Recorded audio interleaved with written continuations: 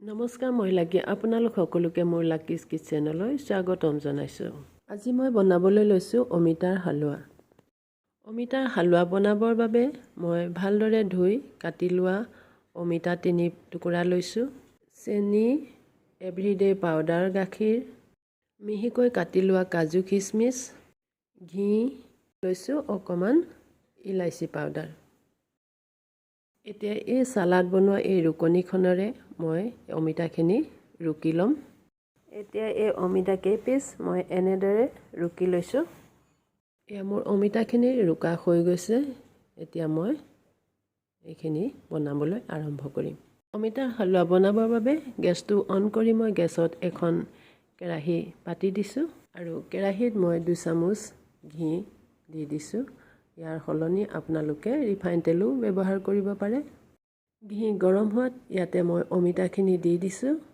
এতিয়া এই অমিতাখিনি অলপ সময় ল' ফ্লেমত পানী শুকোৱালৈকে ভাজিব লাগিব।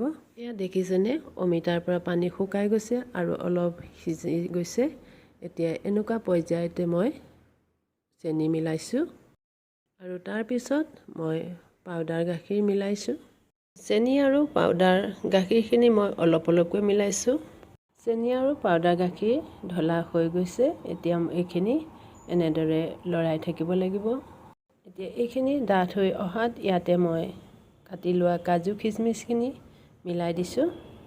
ড্ৰাই ফ্ৰুটছখিনি দিয়াৰ পিছত এইখিনি অকণমান সময় লৰাই ইয়াতে মই ইলাইচিখিনি দি দিছোঁ। এয়া এতিয়া অমিতাৰ হালুৱা বনোৱা হৈ গৈছে। গেছটো অফ কৰি ঠাণ্ডা হ'বৰ বাবে অকণমান সময় ৰাখি দিছোঁ।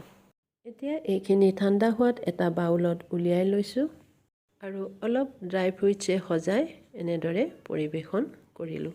মোৰ ভিডিঅ'টো চাই কেনে পালে? যদি ভাল পালে লাইক, শ্বেয়াৰ আৰু কমেণ্ট কৰিবলৈ নাপাহৰিব। যিসকল ভিউৱাৰ্ছে মোৰ ভিডিঅ'টো প্ৰথমবাৰলৈ চাইছে তেখেতসকলে মোৰ চেনেলটো প্লিজ ছাবস্ক্ৰাইব কৰি দিব। নতুন নতুন ন'টিফিকেশ্যন পাই থাকিবৰ বাবে ওচৰতে থকা বেল আইকনটো প্ৰেছ কৰি দিব।